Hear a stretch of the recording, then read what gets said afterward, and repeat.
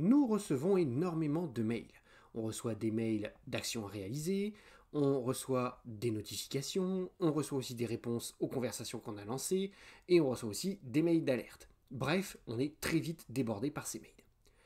Il y a quand même quelques-uns de ces mails où on doit répondre. Et en observant un petit peu ce que vous faites, vous vous rendez compte que la plupart des mails, quand vous faites une réponse, vous répondez peut-être de la même manière à d'autres mails. Il y a juste quelques données dedans qui changent. Et vous demandez, en utilisant le logiciel Outlook, s'il n'y a pas moyen de gagner un petit peu de temps, d'aller un petit peu plus vite et surtout d'être un petit peu plus zen avec ces mails. Je suis Jérémy et dans cette vidéo, nous allons voir ensemble comment utiliser les Quick Parts Outlook.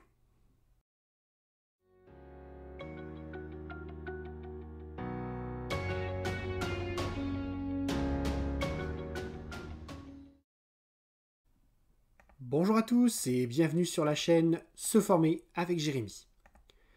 Si vous cherchez des vidéos pour vous permettre de maîtriser et de vous débrouiller seul avec les outils informatiques, je vous conseille de vous abonner à cette chaîne. Je vous conseille également de cocher la petite cloche, ça vous permettra de recevoir les notifications à chaque nouvelle vidéo. Alors cette vidéo est la première d'une série sur Outlook. Si vous désirez voir la série complète de vidéos sur ce logiciel, vous pouvez utiliser le lien vers la playlist qui se trouve ici. Ah, petite chose, j'ai découpé cette vidéo en chapitres pour aller un petit peu plus vite. Vous retrouverez les différents chapitres dans la description. Alors, on peut déjà commencer par se poser la question, c'est quoi un Quick Parts?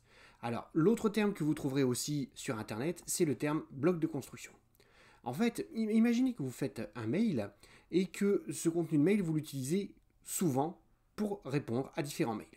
Vous pouvez tout à fait sauvegarder ce contenu de mail, donc avec la mise en forme, la mise en page, vous le sauvegardez dans l'application Outlook. Ça va vous permettre de faire quoi? La prochaine fois que vous allez écrire un mail, vous pouvez ressortir ce Quick Part de votre bibliothèque de Quick Part et vous l'adapter en fonction des différents mails que vous faites. Vous gagnez énormément de temps dans la rédaction de mails très longs.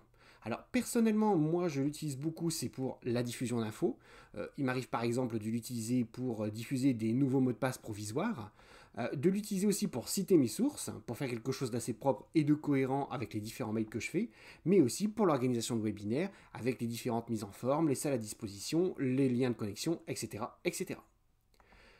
Bon, assez discuté, passons à la pratique.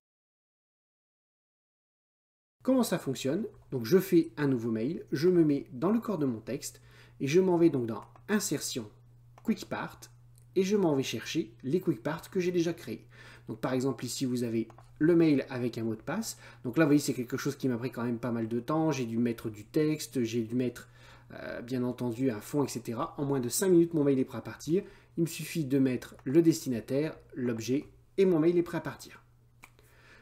Je peux insérer du texte autant que je veux. Donc là, par exemple, je reprends le Quick Part. Je vais prendre le deuxième, qui est le Quick Part Source. Vous voyez, j'ai fait ici un léger débord pour que, en fait, je puisse utiliser cet élément et que ce soit reconnaissable au niveau de mes interlocuteurs par mail.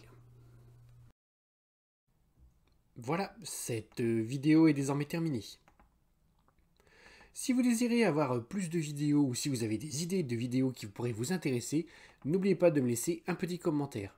N'oubliez pas également de cliquer sur le pouce vers le haut, ça encourage toujours.